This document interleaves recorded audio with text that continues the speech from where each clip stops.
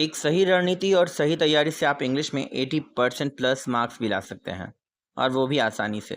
अगर आप UP board के स्टूडेंट्स हैं तो ये वीडियो और इसमें शेयर किया गया पूरा रोड मैप आपके लिए ही है, ताकि आप इंग्लिश में बेहतर स्कोर कर सको। अब कुछ लोग का होगा कि भाई 95% प्लस मार्क्स लिखने वाले थंबनेल्स के ज़माने में आप सर 80% प्लस मार्क्स की बात कर रहे हो। दोस्त, क्या है ना कि हर साल लाखों लाख यूपी बोर्ड के स्टूडेंट्स सोचते हैं इंग्लिश में बस पास हो जाएं, और ऐसे में अगर आपके पास एक सही रोड मैप है, आपको सही पैटर्न पता है, तैयारी का मेथड आपको पता है और आप तैयारी करते हो, तो आप सिर्फ पास नहीं बल्कि अच्छे मार्क्स के साथ पास हो सकते हो। कैसे? आज यही सब जानेंगे इस वीडियो में। वीडियो के एंड तक बने रहना ताकि आप सभी चीज़ों को बेहतर तरीके से समझ सको। चलो बात करते हैं दोस्त आज की वीडियो में कि आपका क्वेश्चन पेपर का पैटर्न कैसा होने वाला है।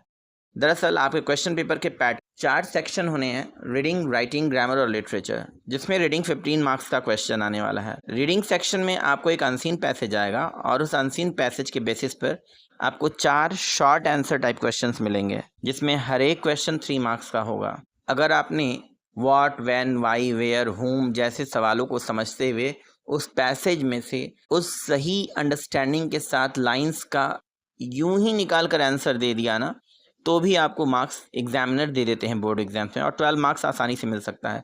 बाकी के बचे 3 मार्क्स की जहाँ तक बात है तो दोस्त, दरअसल ये वोकेबलरी बेस्ड क्वेश्चंस होते हैं, यानी कि आपसे ये पूछ सकता है कि इस वर्ड का एंटोनिम्स इस पैसेज में क्या है, ढूंढ के दिखाओ। इस वर्ड का सिनोनिम्स क्या है इस पैसेज में, ये ढूंढ के दिखाओ। इस तरह के क्वेश्चंस आपसे पूछेगा 3 नंबर। वो 15 नंबर पाने के लिए, याद करने के लिए कुछ नहीं है, बस और बस अगर आपने सही से समझ कर आंसर कर दिया, पैसेज से ही आंसर्स को निकाल कर यूं ही लिख दिया, तो भी आपको 15 मार्क्स मिल सकते हैं। बस आपने सही चीज़ों को पकड़ कर आंसर करना है। दूसरा सेक्शन है सेक्शन बी, यानी कि राइटिंग सेक्शन। राइटिंग सेक्शन में आपको पहला क्वेश्चन, 2 क्वेश्चन होते हैं। एक पहला क्वेश्चन होता है वो आपका ऐसे राइटिंग या आपके आर्टिकल राइटिंग से हो सकता है, लगभग 100 to 150 वर्ड्स में आपको लिखना होता है। 10 मार्क्स का क्वेश्चन होता है। और जो सेकंड क्वेश्चन होता है वो फॉर्मल लेटर होता है। लेटर टू एडिटर्स हो सकता है, लेटर टू ऑफिशियल्स हो सकता है, या बिजनेस लेटर हो सकता है।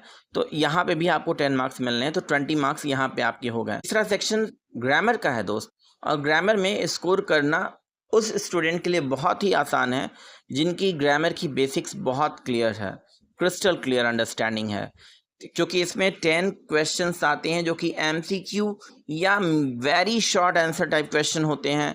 और ये टॉपिक्स क्या होते हैं? Narration, transformation, synthesis, syntax, one word substitution, synonyms, antonyms, idioms and phrases. In 10 topics से 2-2 नंबर का सवाल आता है, तो 10 सवाल आने वाले होते हैं।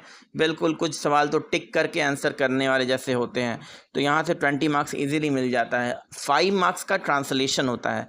तो इस तरीके से आपके जो सेक्शन सी है ग्रामर का, यहाँ 25 मार्क्स आपके लिए है।